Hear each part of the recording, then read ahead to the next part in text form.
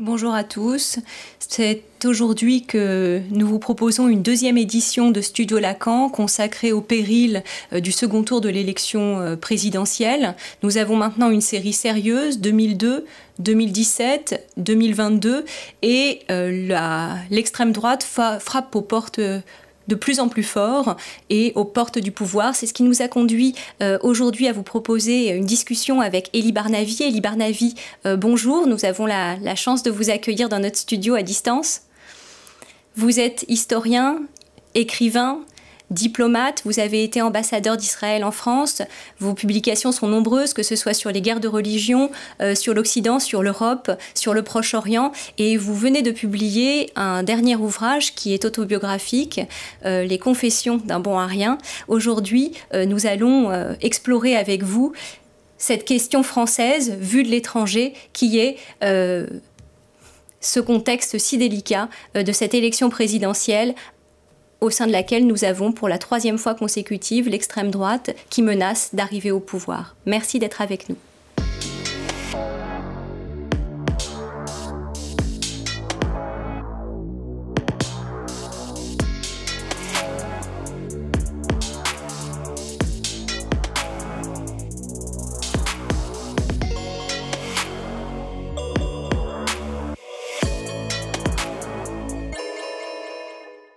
Bonjour Elie Barnavi. Bonjour. Vous êtes pour nous ce que le docteur Lacan appelait un extime, c'est-à-dire à la fois à l'intérieur et à l'extérieur. On disait de vous que vous êtes le plus européen des Israéliens et le plus israélien des Européens. Et c'est donc à partir de ce point-là et le point de vue d'un historien évidemment que nous voulons vous poser la question de ce que vous pensez sur la situation que nous sommes en train de vivre en France. Eh bien, pour ne rien vous cacher, je suis angoissé, je suis inquiet. Je m'apprête à aller voir chez des amis le débat ce soir.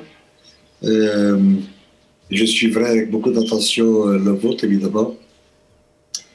Et pour la première fois, je me dis que oui, il y a la crainte, danger imminent, que l'extrême droite s'empare du pouvoir en France. Or, ce serait une déflagration épouvantable, bien pire que ce qu'on a eu même aux États-Unis avec Trump, c'était déjà pas mal. Mais là, ça a déstabilisé les États-Unis, ça a déstabilisé les alliances. L'ordre mondial né des décombres de la Seconde Guerre mondiale. Et ce qu'il y a avec la France, qui risque d'être déstabilisée, peut-être même détruite, c'est l'Europe. C'est-à-dire là, on est dans une configuration qui est pire que tout ce qu'on a vu jusqu'à maintenant. Et puisque la France, ce n'est pas la Hongrie, hein, c'est l'une des deux puissances qui portent l'Europe, n'est-ce pas? Si la France faisait sécession, même s'il ne le fait pas de manière formelle, puisque ça, Mme Le Pen a compris, les Français n'en veulent pas, mais même détricoter le simple fait de gagner le pouvoir, ce serait déjà un ébranlement majeur où l'Europe peut laisser sa vie. Et oui. Donc, c'est une énorme affaire que ce second tour de dimanche. Et j'espère que les Français auront compris. Et si je suis inquiet, c'est parce que je sais que la tentation du pire est une vieille affaire, ce n'est pas d'hier. On a déjà connu ça dans l'entre-deux-guerres. Souvenez-vous de la position communiste des communistes allemands, pas ni les nazis, ni les social-fascistes ou les social-traîtres. Ils ont renvoyé dos à dos les nazis et les socialistes et on a eu Hitler. Donc c'est une vieille tentation et j'espère vraiment que nous y échapperons. Quand vous faites valoir que Donald Trump c'était déjà catastrophique, mais que là ce serait encore pire et que ça n'aurait rien à voir, on voit bien que vous montrez la distinction qu'il y a au niveau idéologique entre la droite et le discours d'un Trump et l'extrême droite telle qu'elle se présente et telle qu'elle s'est présentée historiquement. Elle est dans une forme de continuité avec ce qu'elle a toujours été. Et est-ce que vous, l'historien que vous êtes, veut bien partager avec nous quelques éléments de réflexion sur le fait que l'extrême droite est l'extrême droite? Alors, il y a une différence de Trump et Marine Le Pen. Trump n'est pas un idéologue, c'est un histrion, saltimbanque, c'est un homme qui est intéressé par le pouvoir. Il a commencé sa carrière comme démocrate, il a fini comme il a fini, enfin, j'espère qu'il a fini, ce n'est pas dit encore. Et donc, c'est une toute autre affaire, et surtout c'est les États-Unis. Les États-Unis, évidemment, c'est important, c'est même essentiel. Parce que là, ce n'est pas seulement la France, là il s'agit de l'Europe entière. Or, Marine Le Pen a réussi sans conteste son opération de dédiabolisation, comme on dit. Elle a adouci son discours, et elle a arrondi les angles. Ce n'est pas du tout le discours provocateur de son père, mais quand on lit son programme et quand on l'écoute attentivement, il n'a pas changé de position. Ça reste l'extrême droite. Donc il faut lire son programme et il faut voir qui sont ses amis à l'étranger. Donc elle est bien l'héritière de l'extrême droite française qu'elle incarne aujourd'hui, bien mieux qu'Éric Zemmour, qui est fondamentalement un imposteur et un agitateur. Mais elle, a des racines profondes, un vrai parti implanté au niveau local et avec une certaine manière de représenter, de donner voix aux frustrations de la société française, de certains segments de la société française. C'est le vieux discours de l'extrême droite, ça a même remonté au XIXe siècle, c'est Poujade, c'est le Front National de première manière, et de ce point de vue-là, véritablement rien n'a changé.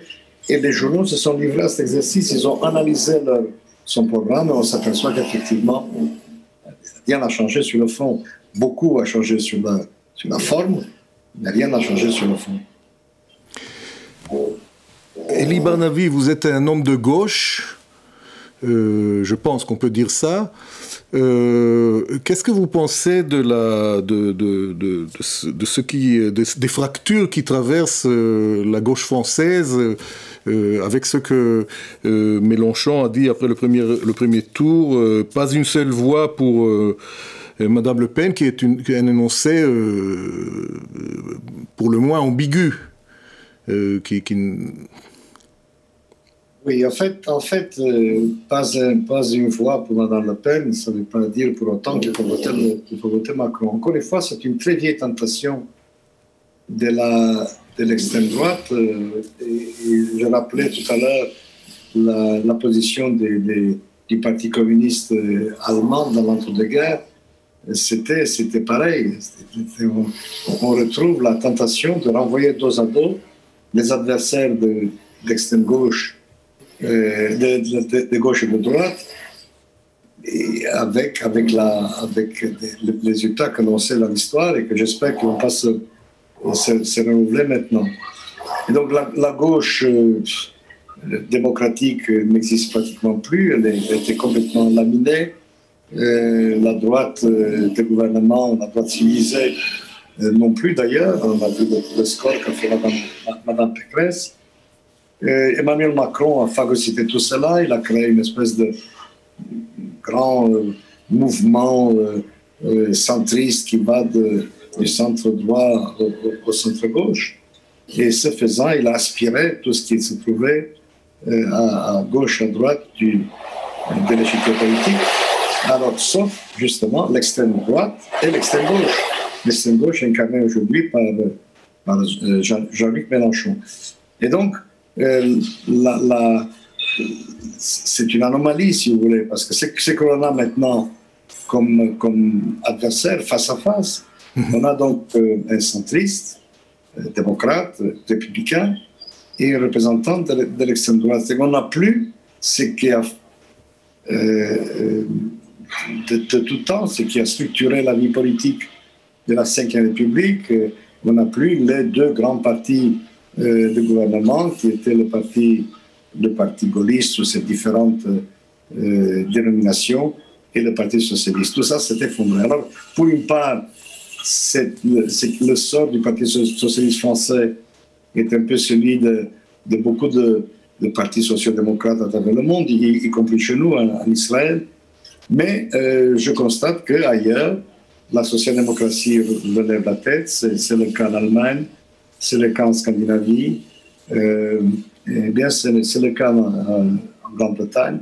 Ce n'est pas le cas en France. Et en France, on a affaire, alors c'est à la fois le jeu des institutions de la Ve République, l'esprit public français. En fait, je ne crois pas qu'on ait vraiment le temps d'entrer dans ces détails, mais toujours est-il que la France se présente aujourd'hui comme une exception dans le monde démocratique, une exception difficile, pénible, d'où ne peut sortir que des mauvaises aventures. C'est peut-être, on peut dire, un laboratoire qui nous montre l'avenir de ces mouvements-là. J'espère que non. Le véritable laboratoire de ce point de vue-là, ce sont les États-Unis. C'est là que la véritable polarisation sociétale, idéologique a lieu, culturelle. En France, non. C'est-à-dire que pour avoir une chance de gagner, Madame Le Pen a dû devenir, grosso modo, social-démocrate. Et quand on regarde l'évolution de la société démocratique européenne, on s'aperçoit qu'en fait, quel que soit le parti au pouvoir, qu'il soit de droite ou de gauche, en fait, l'Europe tout entière est social-démocrate. Avec très puissant État-providence, avec un certain nombre de politiques qui sont mises en place, qui sont des politiques social-démocrates.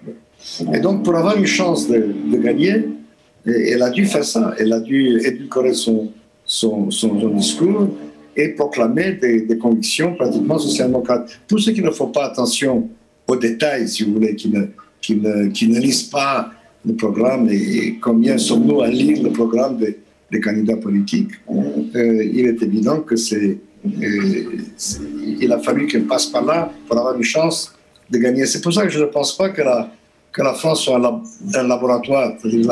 Il faudrait, pour qu'elle soit un laboratoire, Madame Le Pen aurait dû tenir le discours de son père.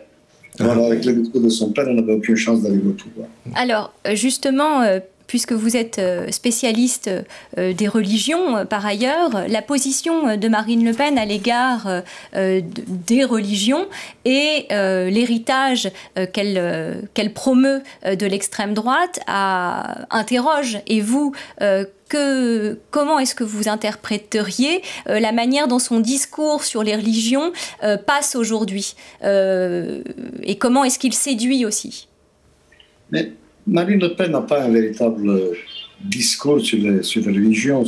Son mouvement est un pot pourri de droite chrétienne identitaire, d'éléments païens, antichrétiens, fascistes. Il y a de tout là-dedans.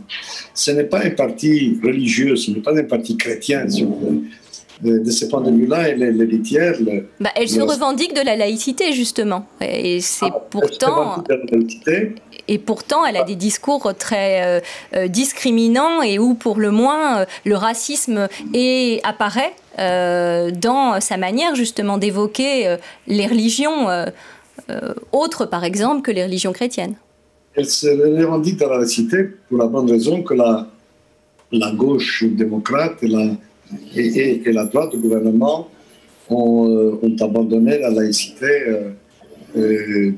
à l'extrême droite. C'est ça qui s'est passé. Elle a humé là une opportunité et elle l'a prise. C'est un discours qui aurait dû être celui de la République. La laïcité n'appartient pas à l'extrême droite. La laïcité est l'un des fondements essentiels de la République française.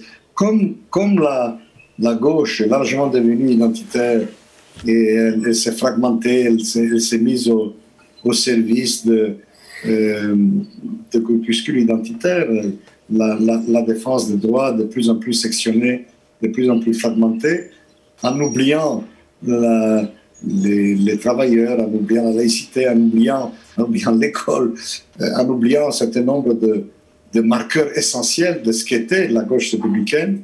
Marine Le Pen s'en est emparée et elle fait mine aujourd'hui d'être la meilleure défenseuse de la laïcité, ce qui est évidemment, là encore, une imposture, parce que le type de laïcité qu'elle défend n'est pas la laïcité inclusive de la loi de séparation de l'Église et de l'État de 1905, mais c'est une laïcité d'exclusion, ceux qui ne sont pas nous, dehors, ou du moins vivaient cachés. Et tout cela n'est pas très visible parce qu'elle a, encore une fois, elle tient un discours lénifiant, elle est gentille. Enfin, j'ai des amis à Paris qui m'ont rencontré, ils disent mais tu n'es pas du tout, elle est très sympathique, très gentille. Oui, c'est possible, c'est possible. Il n'est pas nécessaire d'être de gauche pour être sympathique, ni d'être de droite pour être antipathique, ça ne veut rien dire. Ça veut dire qu'elle a compris qu'il lui fallait mettre beaucoup d'eau dans son vin pour avoir une chance d'arriver au pouvoir. Et une fois au pouvoir, on verra ce qu'elle fera. Et si elle s'en tient à son programme, eh bien, ça sera pas joli à voir. De toute façon, elle ne pourra pas réaliser le quart de son programme, parce que simplement la loi s'y oppose, l'Europe s'y oppose, enfin ça va être très compliqué pour elle. Mais elle va essayer, et le simple fait d'arriver au pouvoir, et c'est là-dessus que je voudrais mettre l'accent, le simple fait de gagner des élections, c'est déjà une formidable déstabilisation, quoi qu'il arrive après, quelle que soit la manière ensuite dont il tentera et ou réussira à réaliser ce programme. Ce serait une rupture absolue, en effet, et ça vaut la peine que vous le souligniez, puisqu'on entend de plus en plus qu'au fond, Marine Le Pen s'inscrit dans une continuité, non pas dans la continuité de l'extrême droite, mais dans la continuité républicaine, et que, notamment, le changement de nom du Front National au Rassemblement National, eh bien, fait valoir le tournant vers un parti républicain ou respectueux des institutions républicaines. Et donc, c'est très important, en effet, que vous soulignez plutôt la rupture radicale que cela représenterait plutôt qu'une continuité pour la République, alors que tout menace les fondements de la République dans son programme. Tout ce qu'elle veut faire sur l'immigration, par exemple, va à l'encontre, sur la préférence nationale, va à l'encontre de la lettre et l'esprit de la Constitution de la Ve République, comme d'ailleurs la Déclaration des droits de l'homme et du citoyen. Elle n'est pas du tout dans la continuité, là. Elle est dans la rupture. Tout ce qu'elle veut faire sur le plan économique est en rupture avec les traités internationaux et les traités européens auxquels la France a souscrit, et elle ne pourra pas le faire. Ou alors, elle le fera qu'en quittant l'Europe. Elle a abandonné le discours du Frexit parce que ça, elle a compris que les Français n'en voulaient pas, mais ce sera un Frexit, qui ne dira pas son nom, par une espèce d'abandon des traités et des principes de l'Union européenne. Un peu ce qui se passe en Hongrie, ce n'est pas pour rien que M. Orbán est l'un de ses amis. Et à ceux qui vous disent qu'elle est dans la continuité de la République française, qu'elle a changé, que le changement de nom est indicatif d'un changement d'esprit et de programme, regardez qui se retrouvent dans son parti Il est sans arrêt obligé d'expulser des membres qui disent tout haut, c'est que beaucoup de gens pensent tout bas dans son mouvement. Et regardez qui sont ses amis à l'étranger. Imaginez-vous que la France risque d'avoir, la France, c'est-à-dire l'une des deux puissances qui portent l'Europe, la France risque d'avoir comme président de la République une femme qui est une amie de Vladimir Poutine et le parti a été financé par une banque russe. Qu'est-ce que vous pensez de ce lien justement entre Marine Le Pen et Poutine? Dans la situation actuelle, ça prend une couleur particulière. Je pense que c'est un lien logique. Il donne voix au même esprit, la même manière de considérer l'histoire, la nation. Si les élections avaient eu lieu en France une semaine après l'invasion de l'Ukraine par la Russie, il aurait perdu les élections à la main. Après, il y a une espèce d'attitude, on s'habitue à tout. Vous savez, même à un pays écrasé sur les bombes, et donc ça ne fait plus la même recette. Marine Le Pen a su très rapidement mettre l'accent sur les problèmes économiques, sur le pouvoir d'achat. Et on a oublié ça. On a oublié que Marine Le Pen, le cheval de Troie de Poutine et des démocraties dites illibérales d'Europe de l'Est en Europe. Alors je suppose que Emmanuel Macron ne se privera pas de le rappeler lors du débat de tout à l'heure. Mais ça, c'est un énorme problème. C'est pour ça que je disais que encore pire que pour les Français, l'élection éventuelle de Marine Le Pen à la présidence, c'est une très très mauvaise nouvelle pour l'Europe. Oui, ça c'est vraiment la spécificité de votre regard qui nous permet aussi parfois, quand on est centré sur la tragédie qui est en train de vivre la France, que vous axiez aussi la problématique au niveau européen, voire international, la catastrophe que ça représente au-delà de la France que d'avoir l'extrême droite aux portes du pouvoir. Et donc pour reprendre cette distinction qu'on a faite entre continuité et rupture, où au fond la continuité, c'est la continuité de l'extrême droite, mais en aucun cas la République ne peut s'inscrire là-dedans. On voit par ailleurs que dans son programme, le programme est fait de multiples versatilités et de multiples ruptures par rapport à elle-même sur des points. Par exemple, vous évoquiez la façon dont elle avait abandonné le Frexit parce que elle avait vu que ça plaisait pas trop aux Français. On voit la versatilité avec laquelle le programme est aussi élaboré de manière complètement erratique. Oui, mais il ne faut pas se laisser... Que les politiques adaptent le programme en fonction des desiderata des gens, c'est pas vraiment choquant, tout le monde le fait. On le voit en ce moment même, Emmanuel Macron le fait sur différents points de son programme, par exemple la retraite, sur le problème de la retraite. Ça, ce n'est pas choquant. Là, mais peut-être que c'est pas les mêmes types, c'est pas la même manière de le faire. Peut-être que elle n'a pas la même façon d'être versatile que d'autres. Peut-être. Ce n'est pas le style. Le problème, c'est l'essence. Et que là, c'est quand elle dit, OK, vous ne voulez pas que je quitte l'Europe, je ne quitterai pas l'Europe. Mais je ferai un certain nombre de choses qui disent la même chose, qui sont en fait une sortie de l'Europe. La différence, là, du coup, est une différence de langage. C'est de la poudre aux yeux. Et c'est pour ça qu'il est important de lire et de décortiquer son programme. Évidemment, elle change de la même manière qu'elle a compris. Elle était pour l'interdiction du voile dans l'espace public. Elle a compris bon, que ça ne marcherait pas très bien. Il y a quand même un problème d'exiger ça. Et donc, elle a abandonné ce point. Mais ça ne veut pas dire que la vie des musulmans français sera plus facile pour autant sous son règne. Et elle lâche sur l'accessoire pour mieux tenir sur l'essentiel. Et l'essentiel, c'est un programme d'extrême droite, des ruptures avec la Constitution, des ruptures avec les traditions de la démocratie libérale française, et des ruptures avec l'Europe. C'est ça la réalité. Le reste, c'est des ajustements, c'est de la cosmétique, c'est tout ce que font les politiciens pour avoir une chance d'être élus, mais ce n'est vraiment pas l'essentiel. On est frappé de la manière dont elle récupère l'héritage français par ailleurs pour faire penser qu'il y a une continuité. C'est-à-dire que, par exemple, au niveau historique, on entend des aberrations comme le fait de revendiquer l'héritage de De Gaulle plutôt que celui de Pétain, par exemple. Alors vous vous rendez compte, l'héritage de De Gaulle, elle est l'héritière de la fille d'un homme, elle est l'héritière d'un mouvement qui a fait du rejet de De Gaulle, de l'assassinat physique de De Gaulle, l'un des points principaux de son programme. C'est ça la tradition.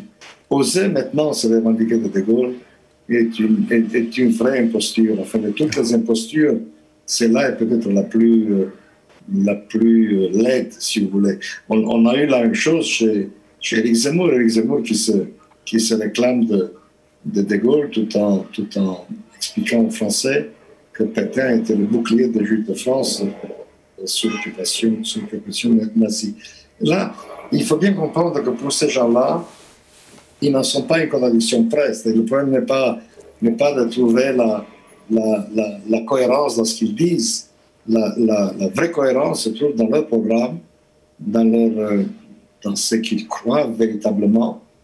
Et c'est là qu'on s'aperçoit des permanences. Les permanences sont celles que je dis, le dégoût de la démocratie libérale, le rejet de l'Europe. C'est ça qui caractérise l'extrême droite française. Et ça a toujours été le cas. Ce n'est pas une nouveauté. Vous savez, ça remonte au XIIe siècle. Et depuis, il y a un fil conducteur qui mène jusqu'à elle. Alors, j'espère, enfin, étant donné que les sondages ne lui accordent pas une grande confiance de ses compatriotes quant à sa capacité d'incarner la France, de la présidente, pour son étoffe de présidentielle, j'espère qu'il y aura un sursaut aux urnes et qu'on ne sera pas obligé ensuite le lendemain de mettre un sac sur la tête et descendre, parce que ce serait une très très mauvaise affaire. Même si, comme je l'ai dit, elle ne pourra pas faire réaliser grand-chose de son programme. Mais il y a dans le simple fait de l'élection, dans cette espèce de rejet des traditions sur lesquelles est fondée la France depuis la Libération, il y a un message très très dur, un message épouvantable. Son programme, effectivement, le volet sociaux, les volets économiques sont irréalistes, donc elle ne pourra pas les appliquer. Mais en revanche, le programme sociétal de remise en cause des acquis, par exemple, du mariage pour tous ou des choses comme ça, les acquis qui sont liés à la politique migratoire, les acquis qui sont liés justement au fondement de la laïcité, tout ça, ça coûte pas très cher à remettre en cause. C'est pas si facile que ça. Il faut quand même passer par le Parlement. Il y a une Assemblée nationale en France. Et donc, il ne suffit pas de décréter quelque chose pour que cela advienne. Alors, il dit, bon, on passera par le référendum, la procédure référendaire, mais même pour ça, il faut une loi du référendum. C'est pas évident. Vous savez, il est loin de la coupe aux lèvres. J'ai dit, je ferai ceci ou cela. Il y a des choses qu'un président peut faire. Il y a des choses qu'un président ne peut pas faire parce que il faut toucher à la Constitution, parce que si on veut toucher à la Constitution, il faut rassembler le Parlement à Versailles et il faut une majorité qu'elle n'aura pas, ou alors il faut une procédure référendaire qui n'est pas évidente non plus. Je veux dire, quand vous dites qu'il lui sera facile de réaliser son programme sociétal, moi je ne vois pas ça du tout comme ça. Je pense que ce sera, si j'ose dire, la croix et la bannière. Regardez, vous croyez encore à la... Emmanuel Macron, avec le pouvoir qui était le sien, et qui a voulu faire un certain nombre de choses qui étaient pas qui n'était pas hors du champ démocratique, évidemment. Il n'a pas pu le faire. Il a dû s'y prendre plusieurs fois. C'est compliqué de gouverner la France. C'est difficile de gouverner. Vous croyez à la force des institutions républicaines et de l'État comme verrou encore efficient? Oui, bien sûr, je crois. Jusqu'à maintenant, ça fonctionnait. Ça fonctionnait même aux États-Unis, vous savez, dans des conditions qui étaient plus difficiles qu'ici, qu'en France. Mais ça fonctionnait. Finalement, les tribunaux, le Congrès, bien qu'ils soient polarisés avec une composante qui serait impensable en Europe. Vous savez, quand on suit comme moi, jour après jour, ce qui se passe là-bas, il y a des choses qui sont ahurissantes qu'on n'imagine pas en Europe. Il y a des membres du Congrès américain par rapport auxquels Marine Le Pen passerait pour une démocrate acharnée, une social-démocrate montant. Il y a des éléments qui sont complètement fous. Et pourtant, les institutions ont tenu. Alors, ça ne veut pas dire qu'elles tiendront encore et qu'elles résisteront à un deuxième passage de Donald Trump au pouvoir. Je n'en sais rien. Mais jusqu'à maintenant, ils ont tenu bon. Et en France, ils sont solides. Donc, il n'y a aucune raison de penser que les institutions ne tiendront pas. Elie Barnavi, nous arrivons petit à petit en fin d'émission. Est-ce que vous auriez, pour terminer, un mot pour les Français? Oh, ce serait bien présomptueux pour moi, étranger, ancien diplomate, ancien ambassadeur chez vous, de me donner des conseils français. Je leur demanderai simplement de bien réfléchir, parce que le vote compte et que nous avons tendance, partout dans nos sociétés démocratiques, on s'en prend en politique. Quand quelque chose va mal, eh bien, on dit c'est leur faute, tous pourris, ils ne savent pas ce qu'ils font. Bon. Et ça, ok, ça fait partie du jeu démocratique. Mais on oublie que ce n'est pas un jeu à un, c'est un pas de danse à deux. Il y a le peuple aussi. Et le peuple est investi d'une responsabilité et qu'on oublie trop souvent. Et cette responsabilité, elle s'incarne dans ce moment où chacun d'entre nous, seul dans l'isoloir, a un bulletin de vote. Et il doit faire quelque chose de ce bulletin de vote. Bon, merci. Il faut bien réfléchir à ce qu'on en fait, parce que c'est un vrai pouvoir. Merci, Elie Barnavi. En effet, vous ne nous avez pas parlé uniquement comme historien, mais aussi comme un diplomate, ce qui a donné aussi un aspect rassurant par le pragmatisme de votre approche, par exemple avec ce que vous dites sur la force des institutions et l'importance des institutions. On a omis de dire au début de l'émission que vous parlez avec nous à distance, vous parlez avec nous de Tel Aviv, et c'est d'ailleurs une des raisons pour lesquelles il y a eu quelques perturbations dans le son, puisqu'il y a des travaux qui se font à côté de chez vous. Je dis ça pour s'excuser auprès de nos spectateurs. Nous vous remercions. Nous vous rappelons que ce soir, le forum de l'ECF sous le titre Battre Marine Le Pen va commencer à 21h. Nous vous donnons rendez-vous... 20h, pardon. 20h, donc ce sera 20h. Nous vous donnons rendez-vous demain à la même heure pour une édition spéciale de Studio Lacan et par ailleurs le samedi nos émissions habituelles se poursuivent. À bientôt.